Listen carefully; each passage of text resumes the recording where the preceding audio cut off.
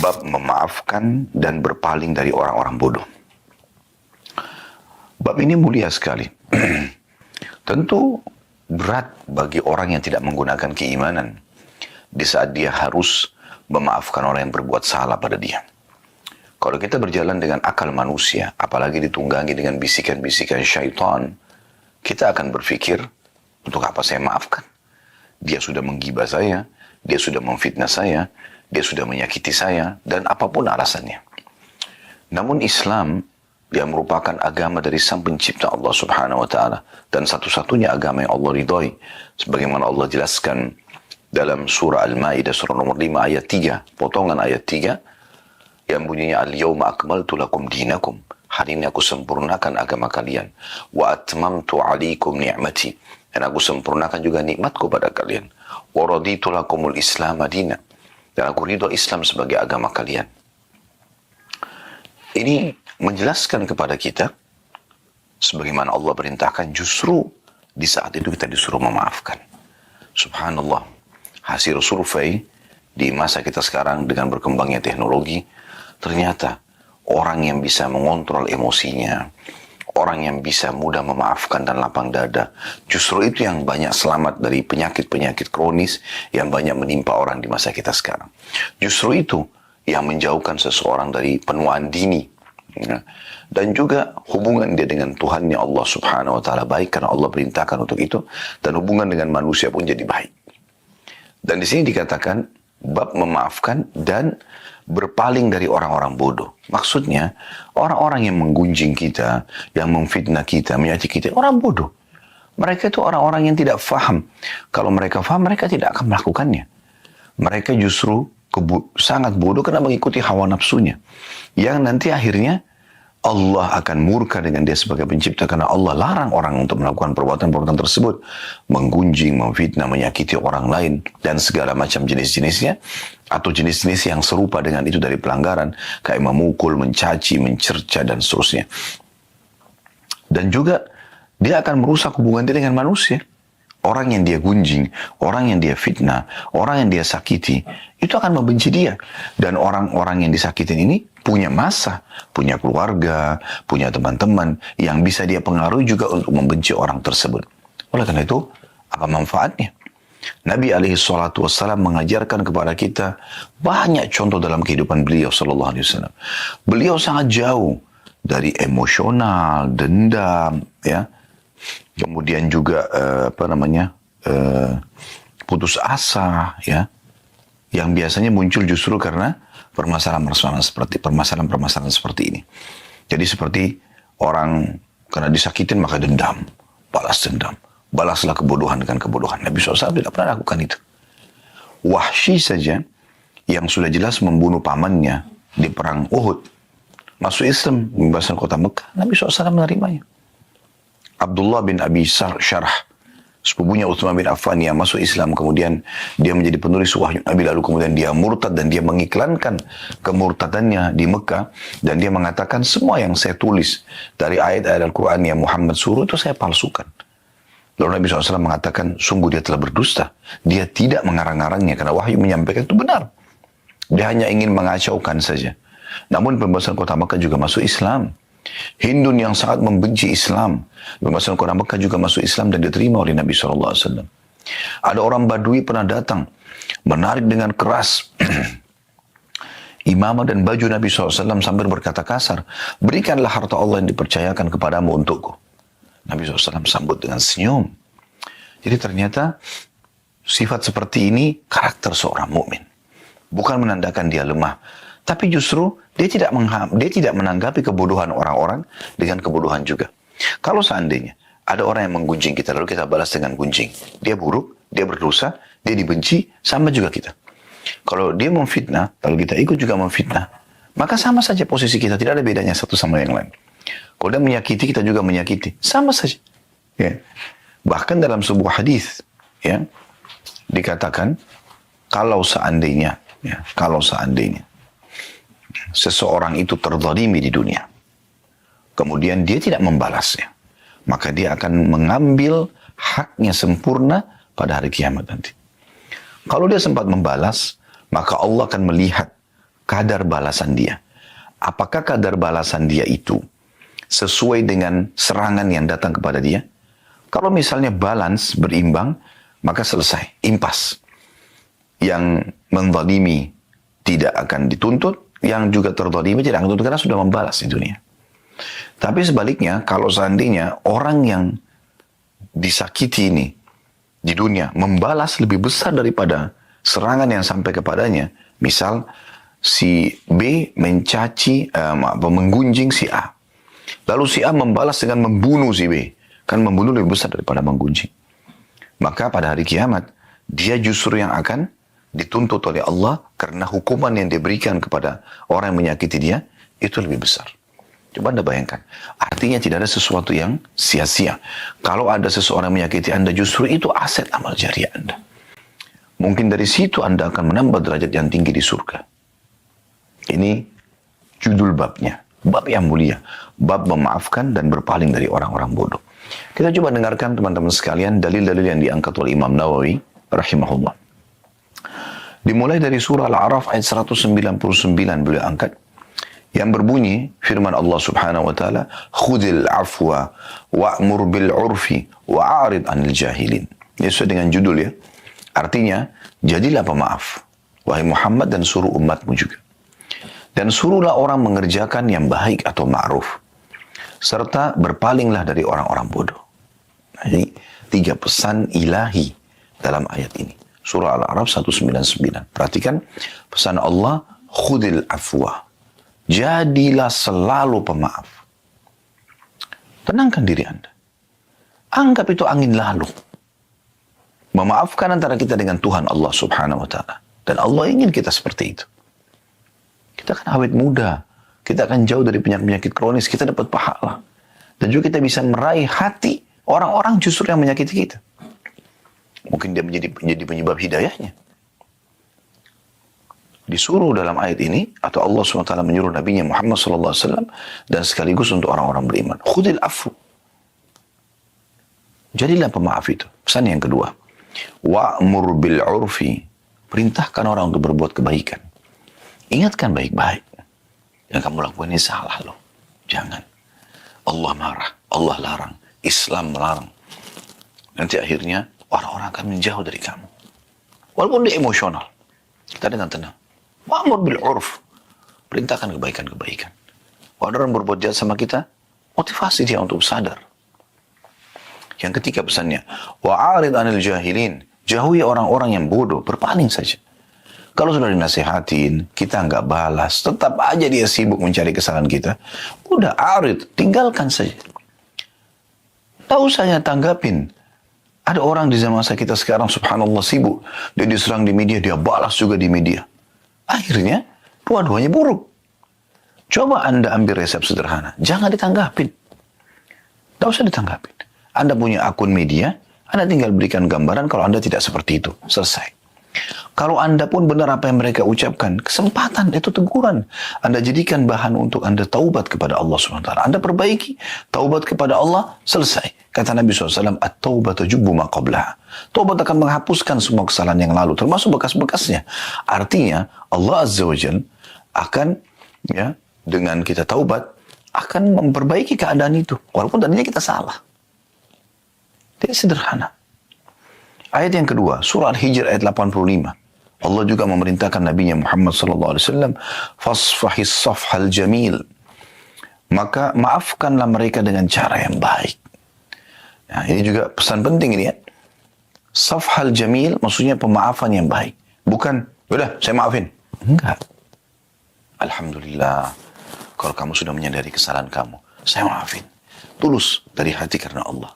Ingat, muamalah seorang muslim sama Tuhannya.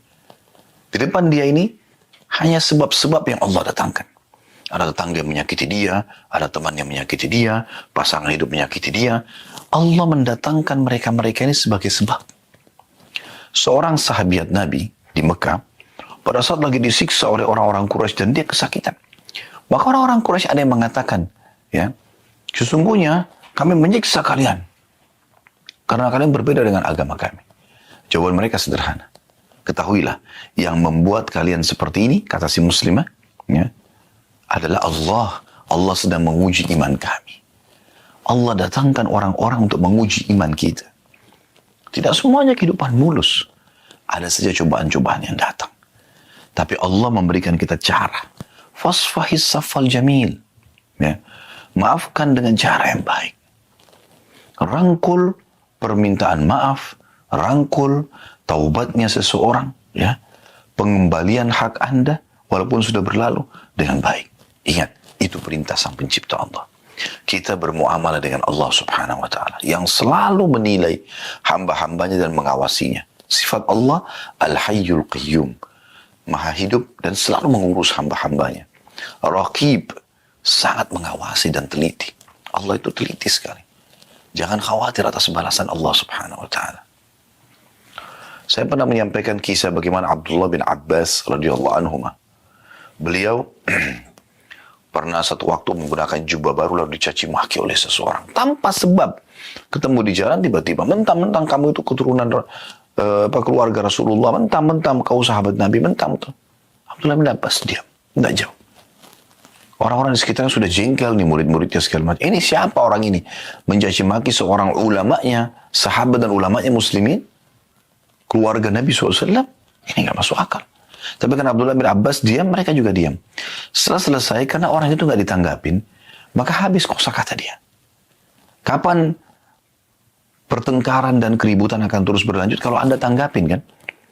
Karena walaupun Anda benar, Anda juga jadi berubah sikap. Tutur kata Anda tadinya benar, Anda jadi salah. Mata Anda tadinya syahdu menjadi melotot, tangan Anda jadi melayang, kaki Anda jadi melayang, hati Anda jadi panas, kan banyak efek-efek yang tidak baik. Abdullah bin Abbas dengan tenang lalu mengatakan, apa kau sudah selesai? Orang itu mengatakan iya. Abdullah bin Abbas radhiyallahu anhu mengetahui orang ini sebenarnya cemburu dengan jubahnya. Maka dia buka jubahnya lalu dia mengatakan, ambillah ini hadiah dari kami. Lalu dia bilang kepada murid-muridnya, beritahukan alamat kami kepada orang ini, mungkin dia butuh bantuan yang bisa kita bantu. Akhirnya orang itu sadar akan kesalahannya dan kemudian menjadi muridnya. Begitu luar biasanya. Anda masih ingat kasus seorang Arab Baduy yang kencing di masjid? Bagaimana Nabi SAW tanggapi? Orang datang ke masjid, buka celana, lalu kencing. Ini bahasa begitu. Tiba di masjid, kencing. Dia udah kencing. Ya.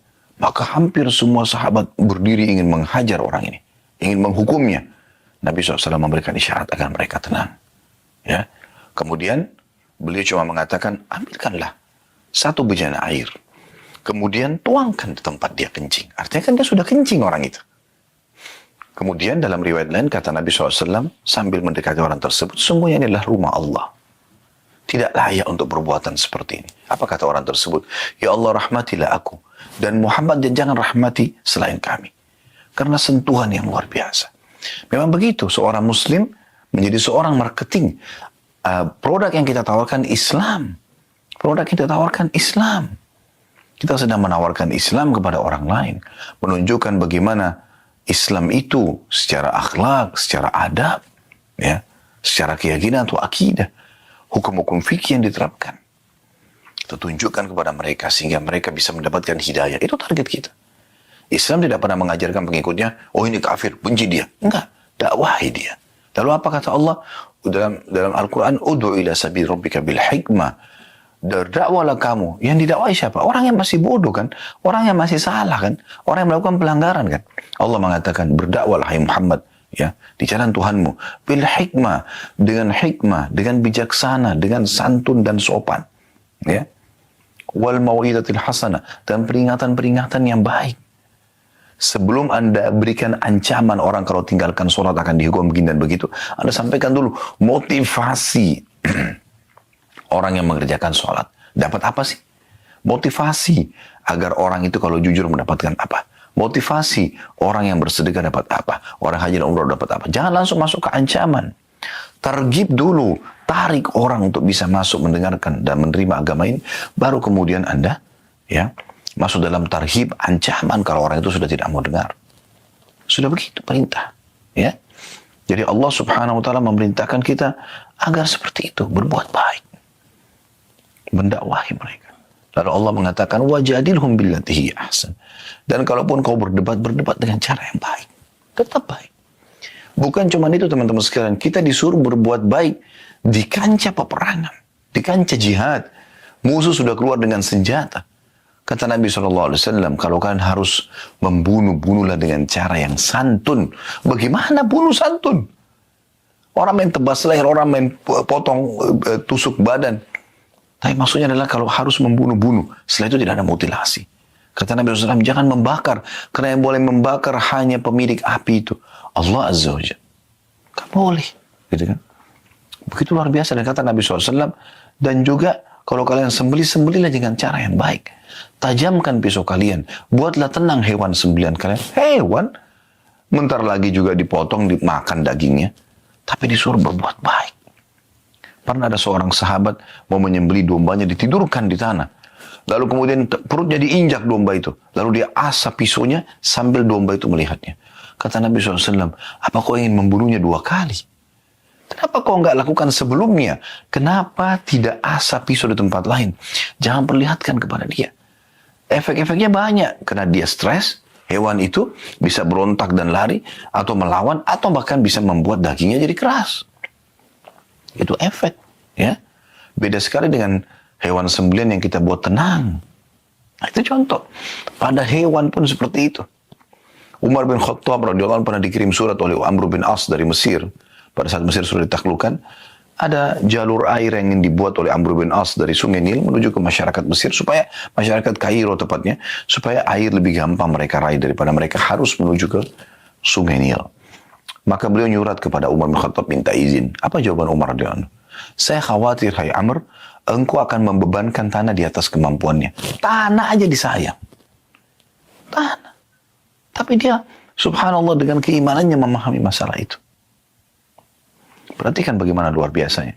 Kemudian dalil yang ketiga, surah An-Nur, ayat 22 diangkat oleh Imam Nawawi rahimahullah. Bunyinya, wal ya'fu wal yasfahu ala tuhibbuna an yakfirallahu lakum. Dan hendaklah mereka memaafkan dan berlapang dada. Apakah kalian tidak suka bahwa Allah mengampuni kalian? Ayat ini, surah An-Nur ayat 22 turun kepada Abu Bakar radhiyallahu anhu. Anda mungkin sudah pernah dengar kisah kami sampaikan ya. Kisahnya unik sekali, kisah ifk. Kisah tuduhan zina, fitnah zina Aisyah dengan Safwan radhiyallahu anhu. Padahal mereka berdua lepas dari masalah hal tersebut. Salah satu yang menyebarkan isu gosip tersebut adalah sepupu Abu Bakar atau sepupu Aisyah. Yang dia selama ini dibiayai hidupnya oleh Abu Bakar. Setelah Abu Bakar tahu, Abu Bakar boikot orang itu. Manusiawi. Masa orang ini dibiayai hidupnya, masih keluarga lagi, masih sepupu. Lalu dia menyebarin gosip fitnah itu. Ya. Ada yang mengatakan namanya Muslim bin Abi Muslim, mengatakan kalau salah Marthad bin Abi Marthad ya. Salah satunya seingat saya. Karena ada 3 orang yang waktu itu kena cambuk, dia sebagai sepupunya Abu Bakar atau sepupunya Aisyah, ya, salah satunya.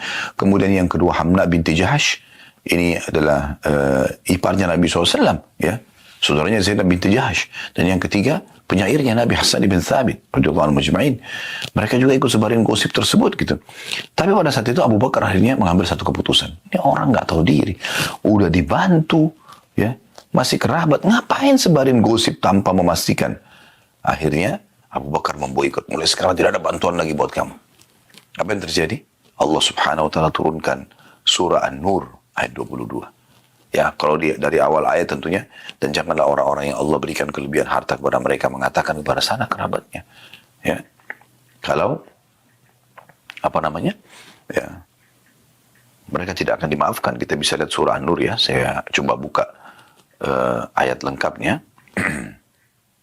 Surah nomor 24, Allah berfirman, Anda bisa buka surah An-Nur surah nomor 24 ayat 22, wala ya'tali ulul fadli minkum was-sa'ati an yu'tu ulil qurba wal masakin wal muhajirin fi sabilillah wal ya'fu wal yasfahu ala tuhibbuna yakfirallahu lakum wallahu ghafurur rahim. Dan janganlah orang-orang yang mempunyai kelebihan dan kelapangan di antara kamu bersumpah, karena Abu Bakar bersumpah mengatakan demi Allah saya tidak akan bantu kamu lagi. Ya, kepada sepupunya ya, bahwa mereka tidak akan memberi bantuan kepada kaum kerabatnya, karena orang ini masih kerabatnya, orang-orang yang miskin dan orang-orang yang hijrah pada jalan Allah. Dan hendaklah mereka memaafkan dan berlapang dada. Coba bayangkan, Anaknya sudah digosipin fitnah, menjadi sumber gosip yang sangat besar pada saat itu di kota Madinah. Istri Nabi selingkuh. Abu Bakar sangat terpukul. Yang sebarin sepupunya. Bersumpah langsung, Abu Bakar, saya tidak akan bantu kamu lagi demi Allah. Maka Allah menyuruh apa? Perhatikan. Dan janganlah orang-orang yang mempunyai kelebihan harta dan kelapangan, ya, di antara kamu bersumpah bahwa mereka tidak akan memberikan bantuan kepada kaum kerabatnya. Ini orang, ya. Orang-orang miskin, dia juga miskin. Dan orang-orang yang hijrah pada jalan Allah, dia termasuk hijrah dari Mekah. Ya, orang Mekah ini, muhajirin, dan bahkan ikut di Badr. Maka Allah mengatakan, hendaklah mereka memaafkan dan berlapang dada, apakah kamu tidak ingin bahwa Allah mengampunimu? Dan Allah maha pengampun lagi maha penyayang. Ya. Subhanallah, pada saat turun ayat ini, kata Abu Bakar sambil menangis, betul Tuhanku, aku ingin engkau memaafkanku. Maka dia pun membayar sumpahnya, ya.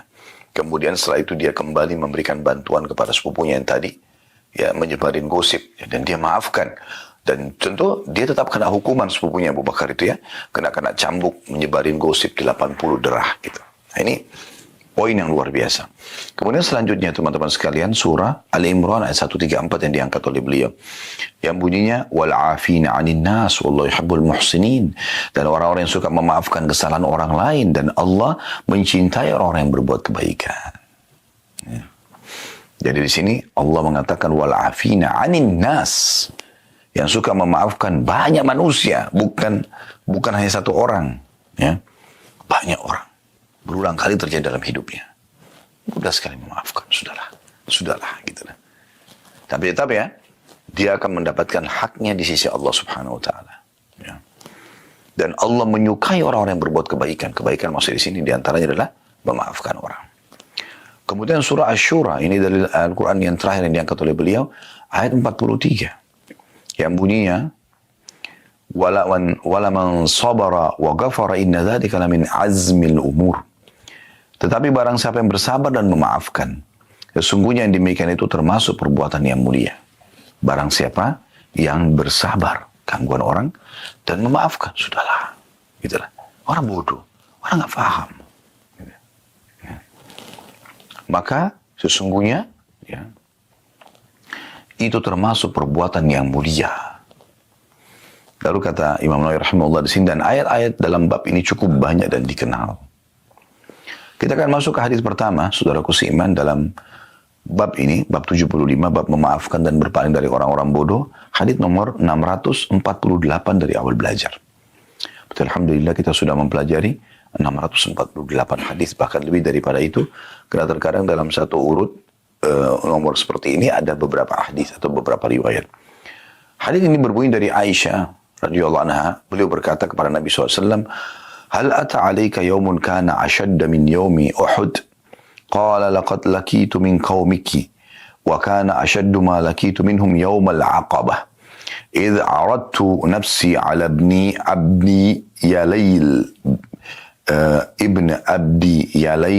عبدي كلال.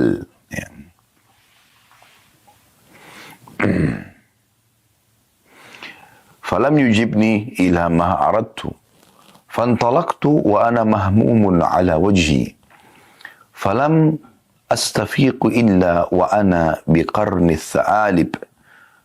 الثعالب فرفعت رأسي وإذا أنا بسحابة قد أظلتني فنظرت فإذا فيها جبريل عليه السلام فناداني فقال إن الله تعالى قد سمع قول قومك لك وما ردوا عليك وقد بعث إليك ملك الجبال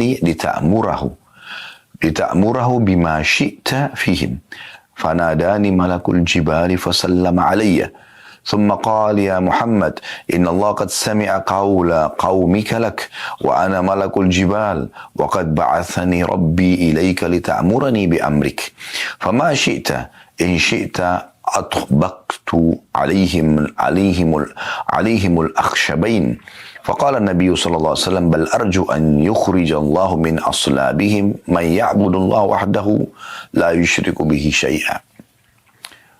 Kata Aisyah radhiyallahu anha,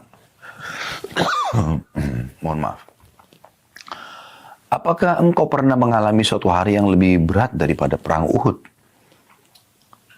Beliau menjawab, sallallahu alaihi wasallam, aku benar-benar telah mendapatkan apa yang aku dapatkan dari kaummu, wahai Aisyah. Yang paling berat yang aku terima dari mereka adalah pada hari Aqabah. Ketika itu, aku menawarkan diri kepada putra Abdul Lail bin Abdul Kulal. Ternyata, dia tidak menyambut apa yang aku inginkan. Maka aku pergi dengan sangat sedih sepanjang perjalananku. Aku tidak tersadarkan diri kecuali ketika sampai di Qarn Tha'alib. Ya. Ini ada tulisan footnote nomor 507, tempat ihram atau miqat bagi penduduk Najd. Juga disebut Qarnul Manazil, ya, yang berjarak sehari semalam dari kota Mekah. Aku angkat kepalaku, ternyata ada awan yang menaungiku. Aku memperhatikannya, ternyata di sana ada Jibril AS. Dia memanggilku dan mengatakan, sesungguhnya Allah Ta'ala mendengar ucapan kaummu terhadapmu dan penolakan mereka terhadapmu. Dia, Allah, mengirim malaikat penjaga gunung kepadamu agar kamu memerintahkannya untuk melakukan apa saja yang kamu kehendaki terhadap mereka. Maka malaikat penjaga gunung pun memanggilku dan mengucapkan salam. Kemudian berkata, wahai Muhammad, sesungguhnya Allah telah mendengar ucapan kaummu terhadapmu. Aku adalah malaikat penjaga gunung. Aku diutus oleh Tuhanmu kepadamu agar kamu memerintahkanku dengan perintahmu. Terserah engkau. Kalau kamu mau, aku akan menjatuhkan Akhsyabain atau dua gunung ini kepada mereka. Maka Nabi SAW bersabda, justru aku berharap semoga Allah melahirkan dari tulang sulbi mereka orang-orang yang menyembah Allah Subhanahu wa Ta'ala dan tidak menyekutukan apapun dengannya. Hadits ini riwayat Bukhari dan Muslim. Baik teman-teman sekalian, hadits ini kita jelaskan dulu secara global ya. Hadits ini memberikan gambaran kepada kita bahwasanya di pandangan para sahabat, memang yang kejadian Uhud ya, pada saat Nabi SAW memerintahkan agar 50 pemanah tidak boleh turun dari bukit pemanah, dan ternyata ada 43 orang yang memaksakan diri untuk turun dan hanya melanggar perintah Nabi SAW, dan karena itu sebabnya pasukan muslimin terpukul mundur dan banyak korban, termasuk korban adalah paman kandung beliau yang sangat beliau cintai, yaitu Hamzah radhiyallahu anhu ajma'in. Walaupun ini mati syahid, tapi kejadian itu membuat Nabi berpikir kenapa harus ada seperti ini. Dan kata Umar radhiyallahu anhu, aku tidak pernah melihat Nabi SAW menangis sesedih pada saat kejadiannya Uhud, melihat jenazahnya Hamzah yang dimutilasi radhiyallahu anhu. Yang penting Aisyah sempat bertanya pada saat itu, wahai Rasulullah, ada enggak sesuatu yang lebih berat bagi anda dibandingkan hari Uhud? Maka kata Nabi SAW, ada, yaitu gangguan-gangguan dari kaum, wahai Aisyah. Kaum di sini maksudnya adalah penduduk Mekah dan sekitarnya. Terutama pada saat aku di hari Aqabah. Aqabah ini letter-letternya adalah sebuah bukit yang tinggi yang bisa dinaikin ya. Dan ini digunakan juga istilah Aqabah di tempat jumrah. Nah, biasanya di musim haji Nabi SAW menggunakan kesempatan untuk mendakwahi orang-orang gitu, ya. Tapi ternyata penolakan terjadi. Lalu Nabi SAW mengambil inisiatif, berpikir, apa ini jalan keluarnya? Lalu Nabi SAW melihat kota terdekat dengan Mekah adalah Taif. Maka beliau pun pergi ke sana dan bertemu dengan pimpinannya. Nah, tadi disebutkan ya nama orang tersebut ya, Ibnu Abdi, ya Lail ibni Abdi Kulal ya. Atau Kulal, maaf, Ibni Abdi Kulal. Dan ternyata dia juga menolak. Maka setelah itu Nabi SAW mengatakan, saya pun pergi meninggalkan Taif dalam kondisi saya sangat sedih, mahmum. Sedih, kenapa agama yang ditolak, padahal ini kebenaran. Nabi SAW tidak ingin kerajaan mereka, tidak ingin apapun dari mereka. Cuma ingin mereka menyembah Allah dan tidak menyekutukannya sedikit pun. Maka dalam kondisi seperti itu, beliau mengatakan, saya terus berjalan tanpa saya sadari saya sudah sampai di Qarnu Tha'alib atau Qarnul Manazil. Wilayah Najd tadi sudah disebutkan, perjalanan sehari semalam dari Mekah. Jauh, jalan kaki ya. Maka Nabi SAW pada saat tiba di sana, tiba-tiba dia mendengarkan suara dari atas langit memanggil, ternyata itu adalah Jibril AS. Dan Jibril mengatakan, sungguh Tuhan Muhammad telah mendengar apa yang kaum ucapkan. Dan diutus denganku malaikat khusus mengurus seluruh gunung di muka bumi ini. Maka malaikat itu pun mengucapkan salam kepadaku, kata Nabi SAW, lalu kemudian mengatakan, hai Muhammad, Allah Tuhanmu telah mendengarkan gangguan kaummu kepadamu, penolakan mereka. Dan kalau kau ingin, perintahkan saja. Aku diutusin khusus untuk mendengar uritahmu apa. Suruh hukum mereka seperti apa, saya akan lakukan. Kalau kau ingin, saya akan mengambil 2 gunung Akhsyabain, kemudian saya satukan supaya hancur mereka semuanya. Ada khilaf di antara ulama tentang masalah makna Akhsyabain. Apakah gunung itu adalah gunung yang ada di Mekah saja, sehingga 2 gunung itu disatukan dan penduduk Mekah akhirnya kena hukuman pada saat itu? Atau Akhsyabain ini bisa juga gunung di Mekah sama di Taif. Jadi 2 kota ini hilang dari sejarah manusia. Dalam beberapa buku sejarah saya pernah temukan, dalam beberapa athar disebutkan juga ya, riwayat, bahwasanya Jibril mengatakan, kalau kau terima ini, maka akan mereka dihancurkan dan dakwamu akan menyebar. Atau kalau kau bersabar, maka juga dakwamu akan diterima, akan menyebar. Maka Nabi SAW mengucapkan kata-kata yang tadi sudah kita sebutkan dalam akhir riwayat ini, sesungguhnya aku akan bersabar. Dan aku berharap dari tulang sulbi mereka nanti, maksudnya keturunan mereka, keluar orang yang beriman kepada Allah dan tidak melakukan kesyirikan. Dan subhanallah, doa Nabi SAW ini mustajab. Ya, harapan beliau mustajab. Keluar dari kota Taif, seorang perawi hadis yang paling banyak menyampaikan hadis dari kalangan laki-laki, Abdurrahman ibn Sakhr radhiyallahu anhu, atau julukannya Abu Hurairah atau Abu Hir. Dan keluar dari penduduk Mekah, dari As bin Wa'il, ada Amr bin As. As bin Wa'il orang yang sangat benci Islam, tapi Amr bin As masuk Islam. Keluar dari Abu Jahal, ada Ikrimah bin Abi Jahal, masuk Islam. Abu Jahal Fir'aunnya umat ini, tapi anaknya masuk Islam. Ya. Kemudian dari Umayyah bin Khalaf ada Safwan bin Umayyah bin Khalaf, masuk Islam. Safwan, gitu kan. Jadi banyak yang lahir dari Al-Walid, ya, lahir Khalid bin Walid.